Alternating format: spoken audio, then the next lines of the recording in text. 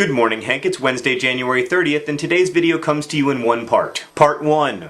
I am not a pornographer. Hank, you may remember that almost 3 years ago, my first novel, Looking for Alaska, was published. I just found out that Looking for Alaska is about to be taught to 11th grade English students at Depew High School outside of Buffalo, New York. Alaska is taught in a lot of English classes around the country, but it's still pretty awesome to hear that someone is gonna teach your book in a regular English class and people are gonna read it closely and think hard about it. So here's what happened. Because there are a few scenes in Looking for Alaska that some people find controversial, the Depew High School administrators and English teachers got together and they wrote a letter saying, we're going to teach this book, we think it's pretty good, if you're okay with your kid being taught this book, please sign this permission slip, otherwise the kid will read some other book. So parents who are cool with their kids reading Looking for Alaska get to have their kids read Looking for Alaska, and parents who aren't cool with it get to have their kids read some other book. But there were a few people who weren't happy with this solution. These people didn't actually have kids who were in the 11th grade, but no matter. They think that my book is pornographic and that it will cause immoral thoughts and actions in children. These people believe that no one should be allowed to read the book, even those people whose parents signed the permission slip.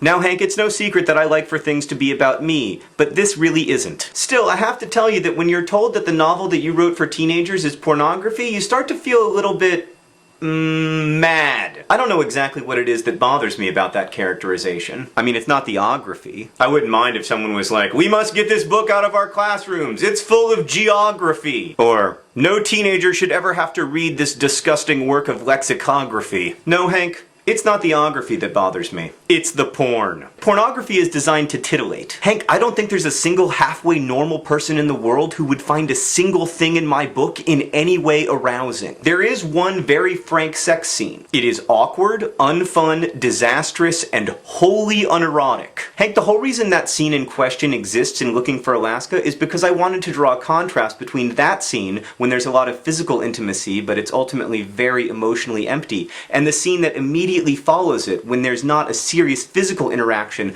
but there's this intense emotional connection. The argument here is that physical intimacy can never stand in for emotional closeness, and that when teenagers attempt to conflate these ideas, it inevitably fails. Hank, it doesn't take a deeply critical understanding of literature to realize that Looking for Alaska is arguing against vapid physical interactions, not for them. Now, Hank, some people are going to say that kids don't have the critical sophistication when they're reading to understand that. And I have a message for those people. Shut up and stop condescending to teenagers.